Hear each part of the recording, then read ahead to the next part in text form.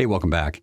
If you've been watching this channel for a while, you know that I'm a bit of a nerd. Well, more like a high-functioning esoteric geek. As a matter of fact, leave me a comment below. Which one do you think is a more accurate description of me? We'll circle back to that in just a minute. Today's video is about a muzzle device and the story behind me ending up testing it. Because I've done a couple muzzle devices in the past, and I've also learned from my past experiences on YouTube that you shouldn't show things that you don't recommend, because people take the existence of something in video as an implicit recommendation of that product. If you watched my last video, you'll understand what I'm talking about. With that in mind, after I did that first muzzle brake test video on the Precision Armament Hyper Tap brake, I got an email from an account out of Europe. And at that time, I felt, being a noob in PRS and not being really knowledgeable about muzzle brake performance and how they worked, I didn't want to undertake that project, and I turned them down. Fast forward to the 6.5 Creedmoor.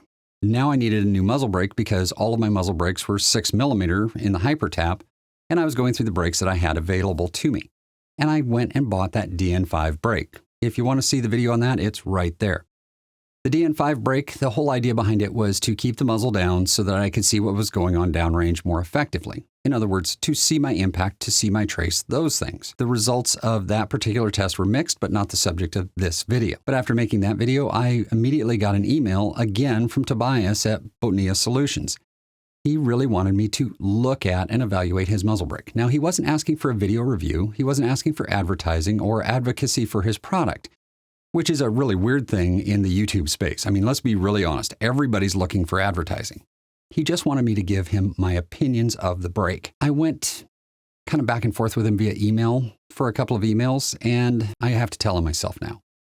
As an esoteric geek, I have had a lot of experience with engineering and engineers. I have worked in aerospace my entire adult life. I have worked in the engineering department of a major aerospace company. And as a result, I have worked with excellent engineering and excellent engineers for quite a bit of my life. So I know what good engineering looks like. And it becomes really difficult to impress me with your engineering. But Tobias's response to me and my questions about his brake were so thorough, so well thought out, and so, well, engineering centric and accurate that I was impressed. I was incredibly impressed by his ability to explain what was going on with the rifle at firing, with his computational fluid dynamics that he had paid an extensive amount of money to have done before he started manufacturing the brake, and his basic understanding, or I should say advanced understanding, of the physics involved when the rifle fires and how the rifle reacts to all of the input energies. So I let him know that I was shooting the 6.5 Creedmoor and to send me an appropriate brake. He sent me the Botnia Maxi as a gift. So this is sponsored content, just in case you were curious. Let's take a look at what came. It came in this plastic box. This is the best packaging I have ever seen on any product in the shooting space. I mean, let's be really honest, but you don't shoot the packaging, you shoot the product. Pulling the muzzle brake out, I noticed immediately the mass. This thing is heavy. The Maxi weighs 15 ounces. Now, you might think that a heavy muzzle brake is a bad thing, but honestly, it's a good thing. I'm going to try to explain to some limited extent as well as Tobias can, but if you need to know exactly why it's that way, you might give Tobias an email and find out. What is it about a heavy muzzle brake that is helpful? Well, the first is inertia. Inertia on the ends of the rifle tend to resist any motion. In other words, that muzzle rise or even yaw that comes from firing the rifle is reduced somewhat by the sheer mass on the ends of the rifle, because if you put mass out on the muzzle, you need to put mass on the butt to counteract that mass and get the balance back where it started. I did have to make a balance change to the rifle as a result of putting this brake on, but that's expected anytime you change any component on the rifle. That's not the only thing that benefits your shooting, though. The next thing is the mass on the muzzle itself affecting the barrel dynamics. It acts as a tuner, a fixed tuner weight.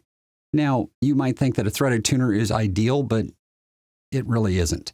There's a lot of things about threaded objects on the muzzle that can affect your precision. And let me just give you a big hint here. If you can turn it with your fingertips, it's too loose of threads. If you have threads that loose, you better have some serious locking power for your locking system. Otherwise, it's going to actually make your rifle shoot worse. Tobias's threads are class 3, the same class 3 that I get from my gunsmith. In other words, This has to be turned with a full hand to turn it onto the threads. It's a tight fit on purpose, and that's a good thing because we're putting a bunch of mass on the end of a threaded barrel. You want to have a nice, tight, concentric connection, and you have that with this brake. Now, the next thing about having that extensive amount of mass at the muzzle is if you have a stocker chassis that you can't get enough weight in, especially forward, unlike this ACC Elite, think more like some of the other full stocks that just don't have a place to put a lot of mass out forward, or a very short chassis. You're going to need that mass out there to balance the rifle. In this case, it balances the rifle with no added mass to the rifle. So how does it shoot? Well, let's talk about first precision, because PRS is getting harder. The targets are getting smaller. The precision requirements are going up over time, but that's a subject for a different video. Let's talk about absolute precision with this muzzle brake. Well, I can't say what the muzzle brake did to the precision of the rifle because I was shooting another muzzle brake at the time that may have had a negative connotation for the precision of the rifle. I have not shot bare muzzle to compare it to that. However, the groups that I'm getting with this brake are very, very good. We're talking about 1s and 2s on occasion and never more than a 4.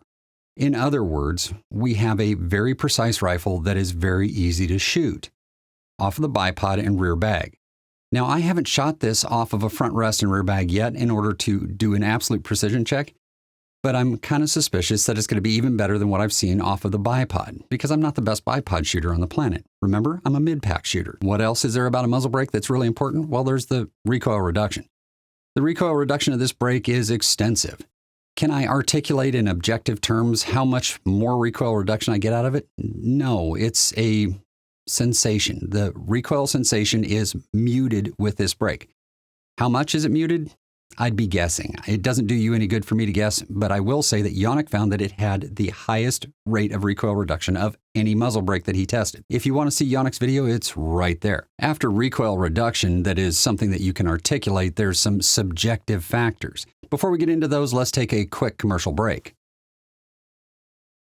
The subjective factors to consider are muzzle rise and the shootability of the brake, as well as the concussion that you receive as a shooter, and then the spectators around you. So let's start with the shootability of the brake. The first thing that I noticed taking this brake to a match after my initial testing was that I noticed the trace when I wasn't looking for it. I know that's hard to explain. I wasn't looking for the trace, but I was picking it up on the way to the target. I was picking it up as close as 300 to 400 yards from the muzzle with a 6.5 Creedmoor with a full house match load. And that's off of a single bag. When I was shooting prone with a bipod, it was visible on climb out. You could see the trace go up and then back down to the target. Now, this is different from seeing the trace in the film from the scope camera later. This is seeing it with my naked eye, with my perception. And that's an important thing because the more you see of what's going on downrange, the better you're going to be able to make corrections for your wind calls. I don't make perfect wind calls, although sometimes I do, and that helps a lot. But if you know where you hit on the plate, you can always correct a little bit to get it dead center, or if you're off plate, you can correct into the plate again. Now, part of being able to see what's going on downrange is the concussion that hits the shooter. I have a recoil blink from shooting muzzle brakes already because getting smacked in the face with a concussion will make you blink. But getting to where that blink is minimized because the concussion isn't hitting you in the face is an important part of getting better in your shooting. And this muzzle brake, well, it performs real well that way. As a matter of fact, I can wear single hearing protection with this brake as long as I'm not shooting next to an object that reflects a concussion onto me without any difficulty at all. And as a matter of fact, I don't have any ringing in my ears after shooting an entire match with just single hearing protection, which is a quite different experience for me. Now, the back blast angle from this brake is 30 degrees as opposed to the 20 that you see in some of the more aggressive brakes, and that's why it is missing me with the concussion. Now, for every add, there's a subtract, so to speak. When I first started shooting the match, I asked all the shooters I was squatted with if they would give me an assessment of the concussion from the brake. At first, shooting stages where I was low to the ground compared to their standing position, they said it wasn't bad at all.